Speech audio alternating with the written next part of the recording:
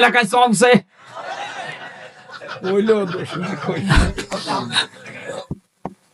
না সম্মানিত মা বোন, আমি দেখলাম হাজারো মেয়েরা আপনার এই ছোটখাটো একটু ব্যবহারের কারণে হাজারো স্বামী আজ অন্য জায়গায় লাইন করতে বাধ্য হচ্ছে। অথচ নেককার মহিলার যে গুণাগুণ, তার প্রথম নাম্বারে গুণ হবে ইদা নাজারা ইলাইহা সাররাতুহু। স্বামী যখন আপনার দিকে তাকাবে, যেভাবেই হোক স্বামীকে আপনি আনন্দ দেবেন। সাজগোজ করে হোক, কথাবার্তা দিয়ে হোক, ব্যবহার আচার দিয়ে হোক, দরকার হয় কাঁতো কুতো দেবেন, কি অসুবিধা নেই। তাকে আনন্দ দেওয়া লাগবে, সে যেন বাইরে থেকে এসে তার ক্লান্ত শরীর অর্ধেক অন্তত ভালো হয়ে যায়। হযরতে খাদিজাতুল কুবরার জন্য আল্লাহ জান্নাতে একটা আলাদা ঘর বানাবেন, যে ঘরের ভেতরে কোনো নয়েজ নেই, কোনো আওয়াজ নেই, কোলাহল মুক্ত। কেন?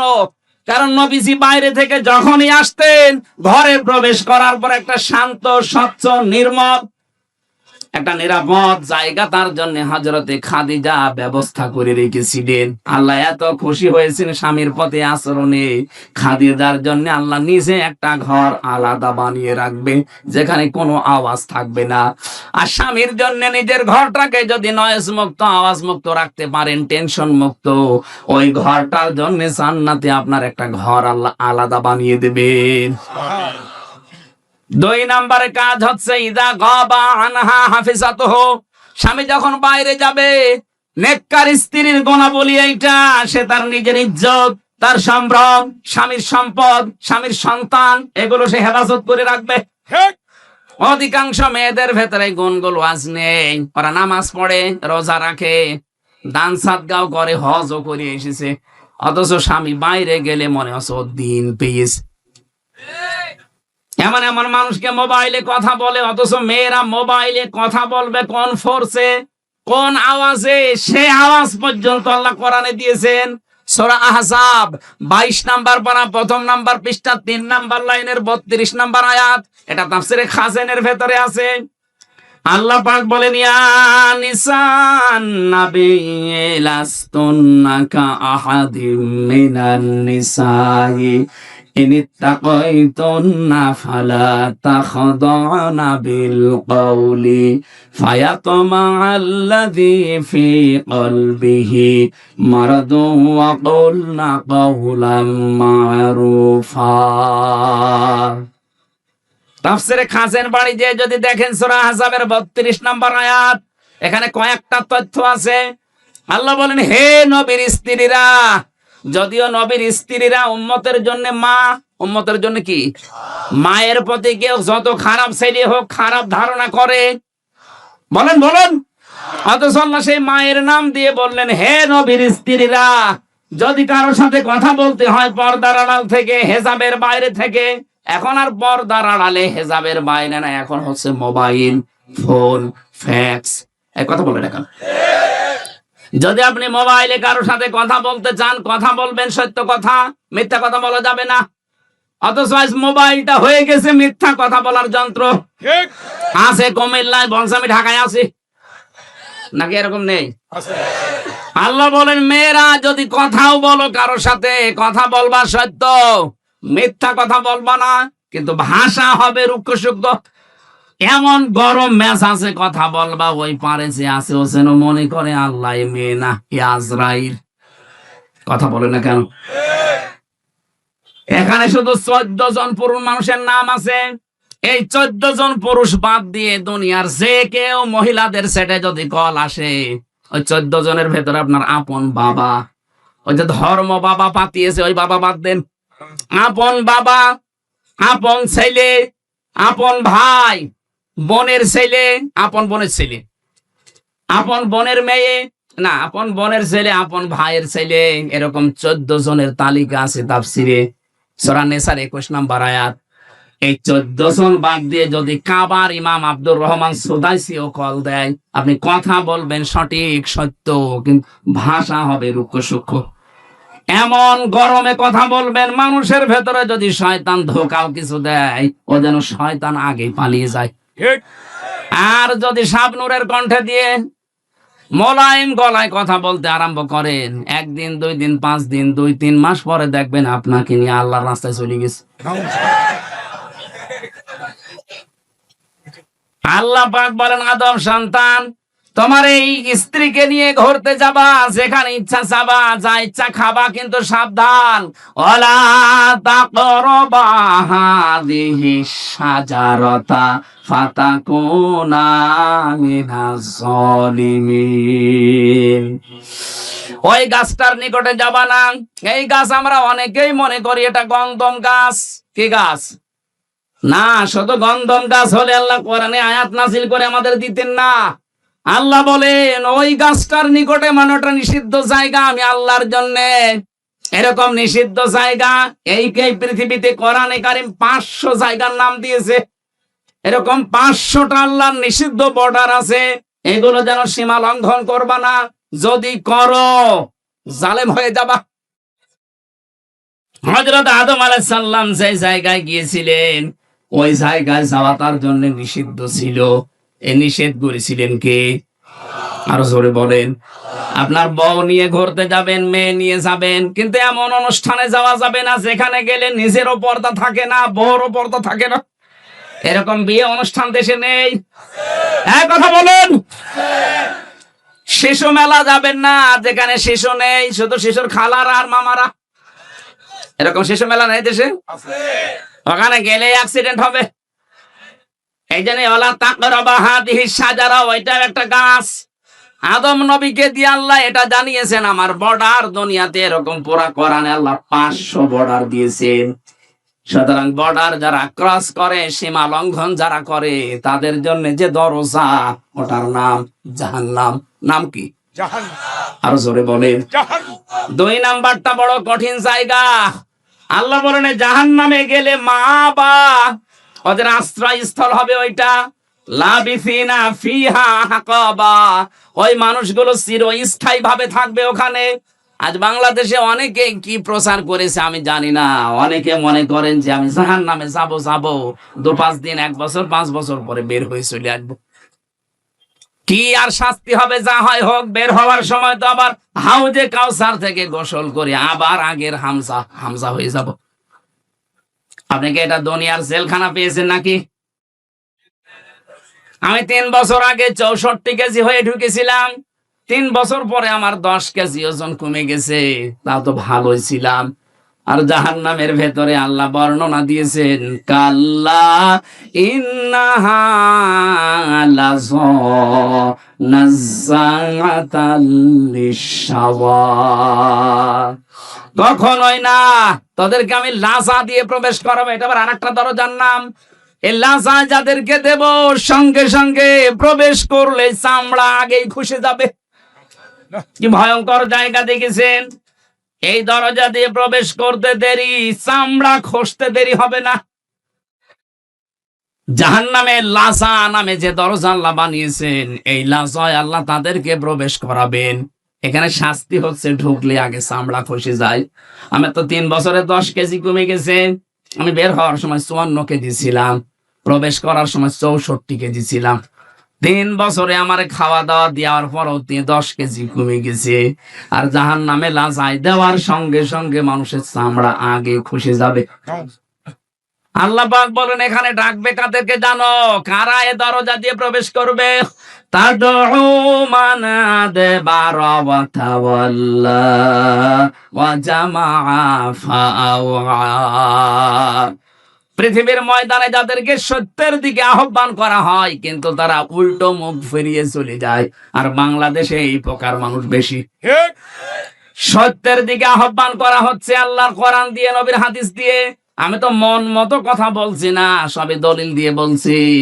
এগুলো শোনার পরেও যারা এবার টান করে মুখ ফিরিয়ে চলে যায়, হ্যাঁ বাদ দে। এই কথা যারা বলে মানুষগুলো জান্নাতে যাওয়া ওই রকম অসম্ভব, সূচের ছিদ্র দিয়ে উঠ যাওয়া যেরকম অসম্ভব।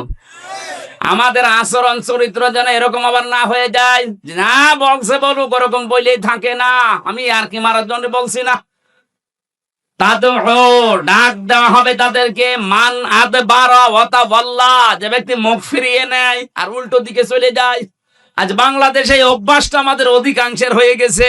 না যে যত কোরআনের কথা এদেশে বলা হচ্ছে, এদেশ তো জান্নাত হয়ে যাওয়ার কথা। ঠিক।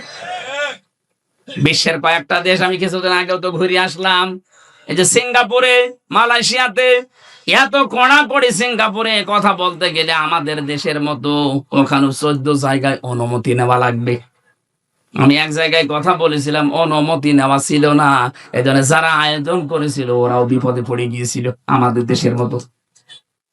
তো ওই দেশে কোরআনের কথা এত ওপেনলি না, সব ঘরের ভেতরে, অডিটোরিয়ামের ভেতরে, মসজিদে, এরকম জায়গা বিশেষ আছে। আর আমাদের দেশে এত উন্মুক্ত থাকার পরেও আমরা দেখতে পাচ্ছি সত্যের দিকে আলেমরা হাত পা ধরতে বাকি আছে। এত দরদ মাখা কণ্ঠ নিয়ে আপনাদের বাঁচাতে চাই, জাতির লোকেরা দেখি না অ্যাবাউট টান করে উল্টা দিকে চলে যাচ্ছে। আপনি কিন্তু জাহান্নামে লাজা, এই দরজা দিয়ে যাওয়ার উপযুক্ত হয়ে গেছেন। দ্বিতীয় নম্বর আচরণ দেখেন তো, জামা ফাওয়া, যারা দুনিয়ায় মাল সম্পদ খালি জমা করে আর শুধু সংরক্ষণের জন্য বিভিন্ন কায়দা কৌশল পথ অবলম্বন করে, এইটাও বাংলাদেশে বেশি। ঠিক। দিনের পরে দিন শুধু সম্পদ জমা করতে আছে। আর কি করে এটা সংরক্ষণ করা যায়, কি করবেন আপনি এটা দিয়ে?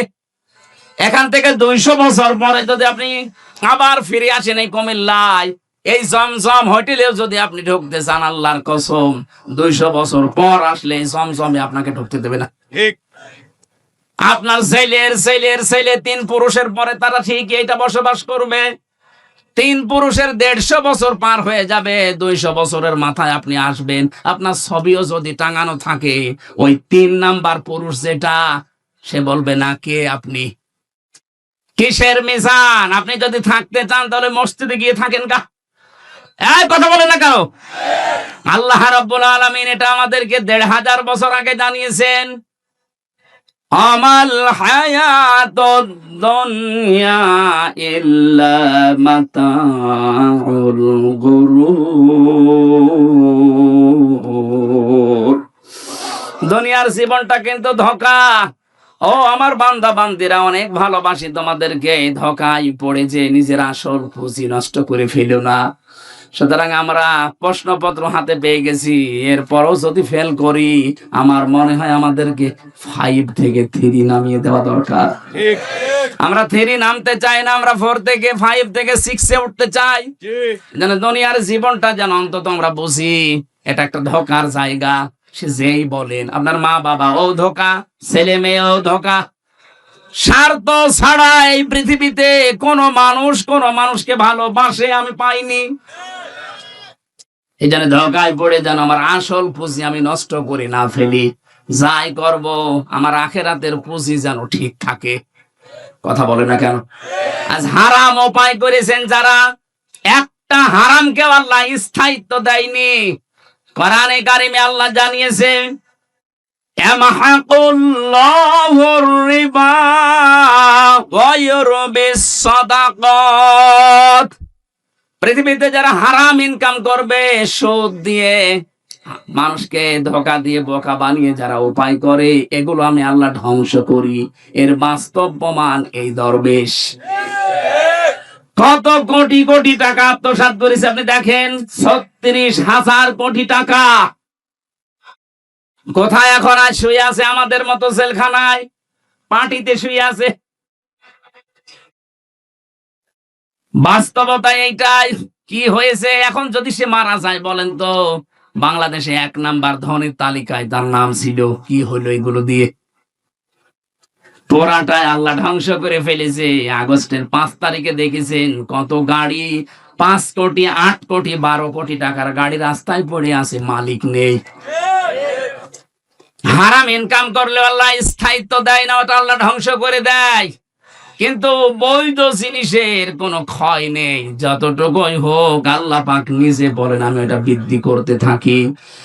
প্রত্যেকটা জায়গায় যেন হারাম থেকে বেশি হালাল ইনকামের দিকে যতটুকু সম্পদ রেখে যান যেন জায়েজ থাকে। আপনি একেবারে পাহাড় পরিমাণ তৈরি করে গেলেন, যদি ওটা সংরক্ষণের লাইন রাস্তা সব ক্লিয়ার করেও রেখে যান, 200 বছর তালিকা দিয়েছিলাম, 200 বছরও লাগবে না, 100 বছর পরে আসলেও আপনাকে আপনার নিজের ঘরে আর উঠতে দেবে না। ঠিক। আল্লাহ এই জীবন সম্পর্কে ভালোভাবে অনুধাবন করার তৌফিক আমাদেরকে দাও, বলেন আমিন। আমিন। 2024-এর 5 আগস্টের আগ পর্যন্ত আমরা আই এম এ জাহিলিয়াত দেখি নাই, কিন্তু আও আমি জাহিলিয়াত দেখেছি। এটা আমাদের বুকের উপরে যে পাথর চাপা দিয়ে রেখেছিল, হযরতে বেলাল হযরতে খাব্বাবকে যেভাবে অত্যাচার করেছিল, হয়তো এভাবে না হলেও ইনডাইরেক্ট এদেশের 18 কোটি মানুষ ঠিক বুকের উপরে একটা পাথর নিয়ে আমরা বসবাস করতাম। আল্লাহ যেন পাথরটা নিজের হাতে সরিয়ে দিয়েছেন। কোরআনে কারিমে সূরা নমলের 50 নম্বর আয়াতে আল্লাহ জানিয়েছেন, হে নবী, ওরা ষড়যন্ত্র করেছিল, এমন ষড়যন্ত্র করেছে, সূরা ইব্রাহিমের তাফসিরে পেয়েছি, পাহাড় পর্যন্ত টলে যাওয়ার উপক্রম হয়েছিল। মাকার না, আমি আল্লাহ নিজেও একটা কৌশল করলাম। তাহলে ষড়যন্ত্র করে কাফেরেরা আর কৌশল করে আল্লাহ। শব্দ দুইটাই মাকার না, মাকরন এটাই মাসদার, কিন্তু বাংলা অর্থ করার সময় আকাশ পাতাল পাল্টিয়ে গেছে। কাফের বেঈমানদের বেলায় এই শব্দটার বাংলা অর্থ দাঁড়াবে ষড়যন্ত্র, দুর্বিসন্ধি, আর আল্লাহর ক্ষেত্রে এই শব্দটার অর্থ দাঁড়াবে কৌশল। অমাকারু অমাকার আল্লাহ আল্লাহু খায়রুল মাকিরিন। আল্লাহ বলেন ওরা ষড়যন্ত্র করেছে আর আমি আল্লাহ কৌশল করেছি, আমি সবচাইতে উত্তম কৌশলী। বাস্তবে দেখেনি 15.5 বছরে যত ষড়যন্ত্র ওরা করেছিল, সবগুলোর মোকাবেলা আমাদের যা ইমানে সম্ভব না। আল্লাহ পাক মনে হচ্ছে নিজের কুদরতি হাতে এই কৌশল অবলম্বন করে সবগুলো দূর করে দিয়েছেন। হুয়া জিতাবাকুম ওমা জাআলা আলাইকুম ফিদ্দীনি মিন হারাজ। তিনি সেই আল্লাহ যিনি তোমাদেরকে নির্বাচিত করেন। কুমিল্লাবাসী নির্বাচিত করা হয় যে পদ্ধতিতে, ওর নাম নির্বাচন। কথা বলেন না কেন?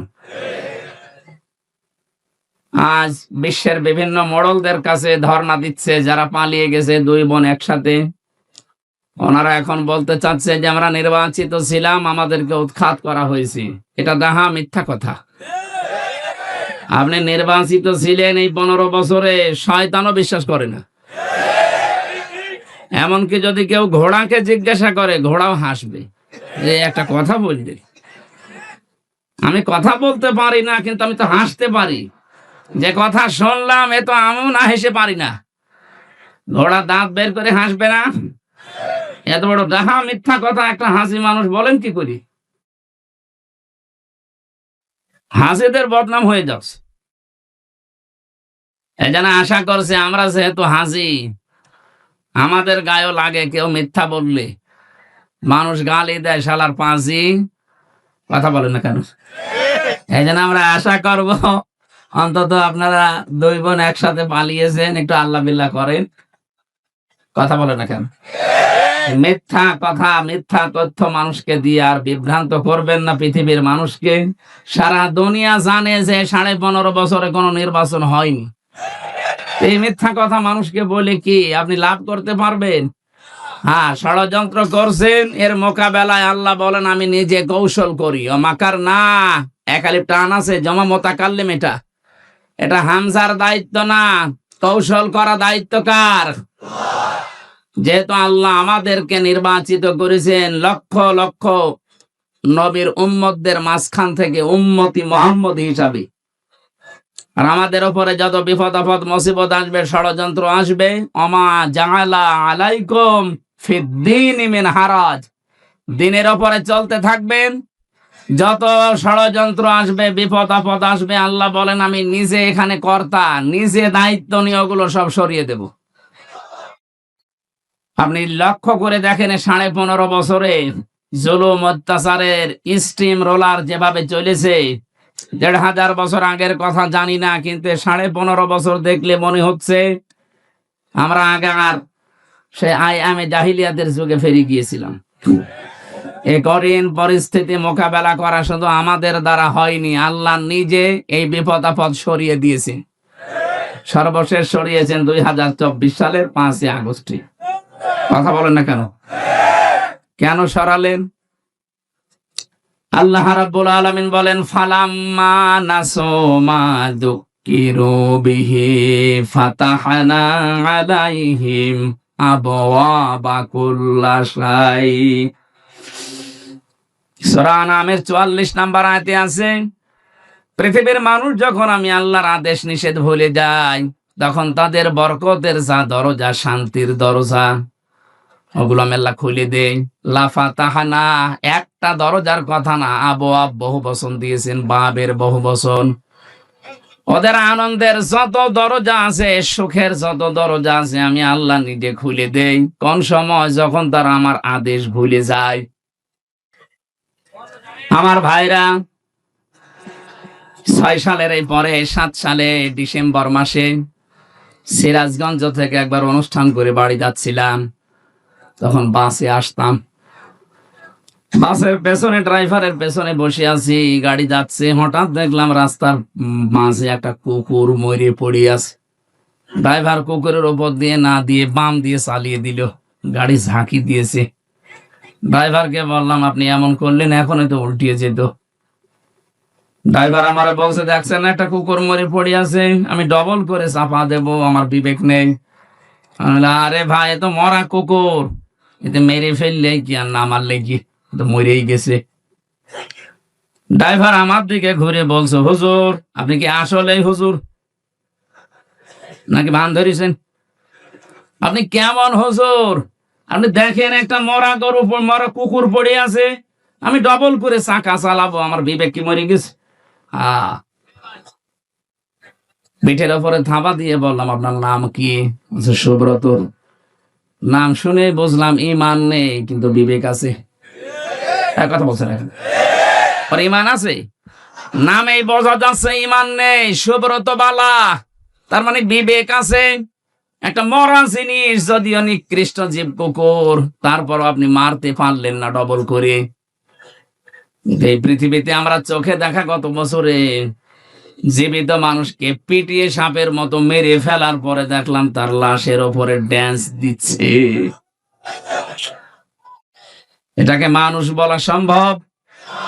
এদের কাজ নিষিদ্ধ করা হচ্ছে এমনিতে না, আমি নাম ধরেই বলছি। ছাত্রলীগ নিষিদ্ধ করার মতো 100 কারণ আমি বলতে পারবো এখন, কিন্তু এদের বৈধতা দেওয়ার মতো একটা কারণও নেই। আপনি যাদের বৈধতা দেবেন, কোন কারণে একটা দেখান। বিশ্বজিৎকে যারা মেরে ফেলতে পারে, একটা হিন্দু মানুষ যে মেরেছিল ওই শাওন, তাদের একজন আমার সাথে জেলে ছিল। বলছে, ভাই এমন কোপ দিলাম, আমারে বারবার বলছিল যে কিসের শিবির, আমি হিন্দু মানুষ। আমি আপনাদের মতো হাফ হাতা না, আমি ফুল হাতা, তারপরও ছাড়ি নাই। কথা বুঝতেছেন? আমি ওই দিন ওই শব্দটা শুনেছিলাম যে আমরা মুসলমানরা হাফ হাতা আর ওরা ফুল হাতা। একটা একটা করে আপনি জাহাঙ্গীরনগর বিশ্ববিদ্যালয়ের দিকে তাকান, 100 মেয়ের ইজ্জত সম্ভ্রম নষ্ট করার পর ওরা মিষ্টি বিলোচন করেছে যে আমরা সেঞ্চুরি করলাম। 100টা কারণ আমার এই মোবাইলে আছে, যে 100টা কারণে ওদের নিষিদ্ধ করা যায়, কিন্তু বৈধতা দেওয়ার জন্য আমি একটাও পাইনি। আপনি তো বলেন তো যে এই কারণে বৈধতা দেওয়া যায়, বলেন তো কি করেছে? এত যা করেছে সবে অবৈধ কাজ। আমার যেটা শিক্ষা দেওয়ার বিষয় ছিল, একটা মানুষ 6 সালের এই ঘটনা যিনি ঘটিয়েছেন, যার নেতৃত্বে সারা দেশ থেকে লগি বইটা নিয়ে মানুষ গিয়েছে, হুকুমের আসামি হিসাবে তো তার নাম থাকা দরকার। কারণ আমরা এই কুমিল্লা থেকে তো আর ঢাকায় যেতে চাইনি, আপনার কথা মতোই আমি গেছি।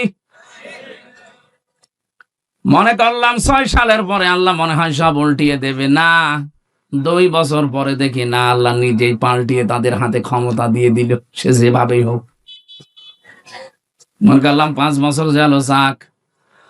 ও আল্লাহ 14 সালে 9 সালে দেখি 14 সালে আবার আল্লাহ তাদেরকে দিয়েছে। 18 সালে দেখলাম আল্লাহ তাদেরকে দিয়েছে, 24 সালেও দেখলাম আল্লাহ তাদেরকে দিল। কোরআনের এই আয়াতের দিকে তাকিয়ে মনে করলাম আল্লাহ মনে হয় এই আয়াতে যা বলেছে ঠিক না। ও আল্লাহ, কয়দিন পরে দেখি আল্লাহ তার এই আয়াতের বাস্তবতা একেবারে অক্ষরে অক্ষরে দেখিয়েছে। হাত্তা ইদা ফারিহু বিমা উতু,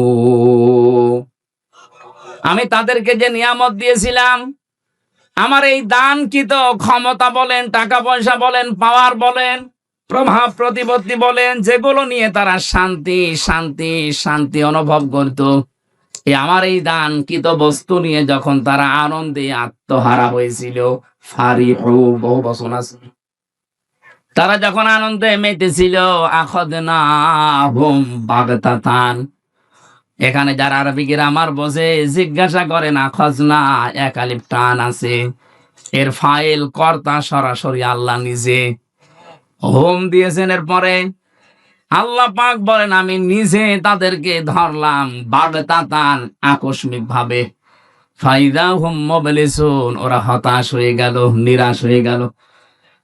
আপনি তাকান আয়াতের দিকে, ১৫০০ বছর আগে নাজিল হওয়া, আমার মনে হচ্ছে ২০২৪ সালের ৫ আগস্টে ১:৩০টার সময় নাজিল হয়েছে। ১:৩০টার সময় আল্লাহ এমন হঠাৎ করে ধরেছে যে দুপুরে খাবার খাবে তাও সময় পায়নি। এর নাম বাগতাতান, আকস্মিক ভাবে ধরা।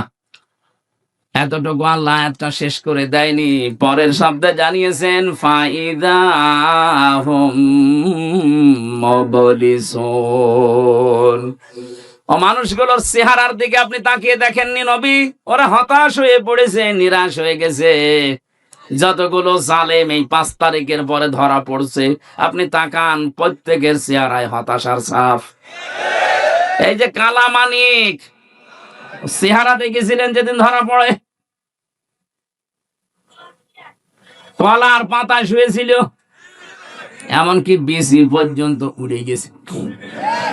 ওর সংসার করার কাজ শেষ, সংসার করবা।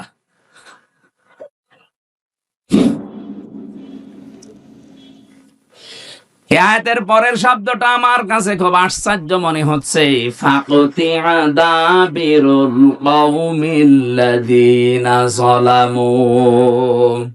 আল্লাহ পাক বলেন আমি নিজে জালেমদের শিকড় কেটে দিয়েছি। সুতরাং জালেম যারা, তাদের শিকড় কেটে দিয়েছে সরাসরি কে? এই জন্য জালেমদের কথা শুনে উদ্বুদ্ধ হয়ে এখন যদি দেশে কেউ বিশৃঙ্খলা তৈরি করে, নিজের কপালে নিজে আগুন লাগাচ্ছেন। ওদের যদি ক্ষমতায় থাকতো তাহলে পালিয়ে যেত না, যেহেতু ধরেছে সরাসরি আল্লাহ নিজে। ছাত্র জনতা এটা একটা উপলক্ষ। বিএনপির মতো, জামাত ইসলামের মতো এত বড় বড় রাজনৈতিক দল 15.5 বছরে এক চুলও নড়াতে পারে নাই। সেখানে নিরস্ত্র, কিচ্ছু হাতে নেই, খালি হাতে ছাত্র ছাত্রী। আমার মনে হয় আল্লাহ ঠিক আবাবিল পাঠিয়েছিল। এই শব্দটা তারই প্রমাণ, মাকার না। আমি নিজে একটা কৌশল করলাম। আল্লাহ পাক পরের শব্দ দিয়েছেন মাকারা ওয়া হুম লা ইয়াশউরুন, এমন কৌশল করেছি যে যারা টেরও পায়নি। কোনদিন ভাবে না যে ছাত্র, এই নিরস্ত, এদের মাধ্যমে আমাদের পালিয়ে যাওয়া লাগবে, কোনদিন ভাবে না। আল্লাহ রাব্বুল আলামিন পরের আয়াতে জানিয়েছেন ফানজুর, নজর করে দেখো, কাইফা কানা আকিবাতু মাকরিহিম, দুনিয়ায় যারা ষড়যন্ত্র করেছিল তাদের পরিণাম আমি কি করেছি আপনি তাকান। আন্না দাম্মারনাহুম ওয়া কওমাহুম আজমাইন।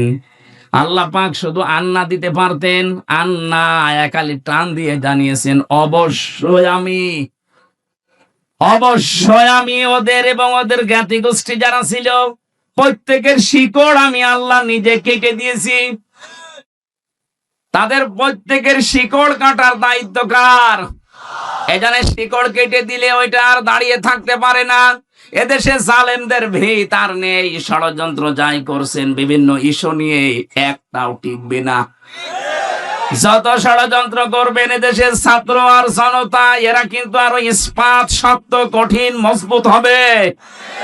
ছোটখাটো যে মনোমালিন্য গুলো আছে আপনাদের এই ছোটখাটো ষড়যন্ত্রের কারণে আরো বেশি মজবুত হয়ে যাবে। শেষে বলবেন আল্লাহ আগেই তো ভালো ছিল। এই জন্য আমার মনে হয় ষড়যন্ত্রের ফাঁদে পা না দেওয়া। ওরা যখন পালিয়ে গেছে আমরা চাই ওরা আল্লাহ বিল্লাহ করে দুনিয়া থেকে মুসলমান হয়ে বিদায় নিয়ে চলে যাক। আর আমরা আহ্বান জানাবো এই দেশ থেকে আমরা যারাই বিদেশে পাঠাই তারা রেমিটেন্স যোদ্ধা, টাকা পয়সা এই দেশে পাঠায়। আপনারা দুই বোন একটা টাকাও পাঠাননি, পাঠিয়েছে একটা টাকাও দেয়নি। কি করছেন আপনারা ওখানে? কারো স্বামীর বাড়ি, কারো দুলা ভাইয়ের বাড়ি, অন্তত কিছু দেন। যে ঋণের বোঝা দিয়ে গেলেন এই দেশে,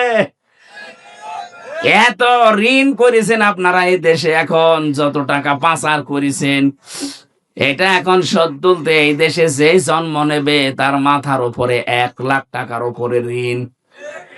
আহ্বান জানাবো ওখানে বসে বসে ষড়যন্ত্র না করে গটি না চাইলে দুই বোন মিলে টাকা পয়সা যেগুলো পাচার হয়েছে পাঠান, আমরা ঋণ পরিশোধ করি। এটা আমরা চাই না, এটা সারা দেশের মানুষই চাই। এজন্য আমি আর নিচে নামলাম না। পরের আয়াতটা শুনলে আপনার আরেকটু ভালো লাগবে, বলবো। আপনি আবার অন্য দিকে নেবেন না, দেখবেন মেলে কিনা। আল্লাহ পাক বলেন ফাতিল কাবুয়ুতুহুম খাবিয়াতাম বিমা যালামু ইন্না ফি যালিকা লাআয়াতাল লিকাউমি ইয়ালামুন। আল্লাহ ফা দিয়ে আয়াত শুরু করলেন। ফাতিলকা এই সেই ঘর, বাইতুন এক বছর, বয়ুত বহু বছর, হোম মানে তাদের। আল্লাহ বলেন এই সেই ঘর, এই যে তাকান, এই সেই ঘর। তিনি যেন আঙ্গুলে ভাবে দিয়ে আমাদেরকে দেখাচ্ছেন, হে নবী আপনি দেখতে পান না, এই সেই ঘর। খাবিয়াতান যেগুলো জনশূন্য করে দিয়েছি, বিমা যালামু তাদের জুলুমের কারণে। কি জুলুম করেছিল তারা? মাটির নিচে যে আয়না ঘরের কথা বলছিলেন, আমি তো মাত্র 10 দিন ছিলাম, আমি টের পেয়েছি যে মানুষ কত নিকৃষ্ট হতে পারে। ওখানে কত মানুষ 2 বছর, 5 বছর, 8 বছর, 10 বছর, 14 বছর পড়ে আছে, কেউ জানে না। এত বড় বড় নখ হয়ে গেছে, চুল দাড়ি গপ মনে হচ্ছে জঙ্গল থেকে বেরিয়ে আসতেছে। কিছু কিছু মানুষ এই বড় বড় নখ দিয়ে দেওয়ালের সাথে খুশিয়ে খুশিয়ে লিখে রেখেছে যে ভাই যদি বাইরে যেতে পারেন তবে নাম্বারে একটু বলবেন যে আমি বেশি আছি। টের পাচ্ছেন? 10 দিনে আমার জীবন অতিষ্ঠ হয়ে গেছে, আমার মাজা এখনো পর্যন্ত ব্যথা।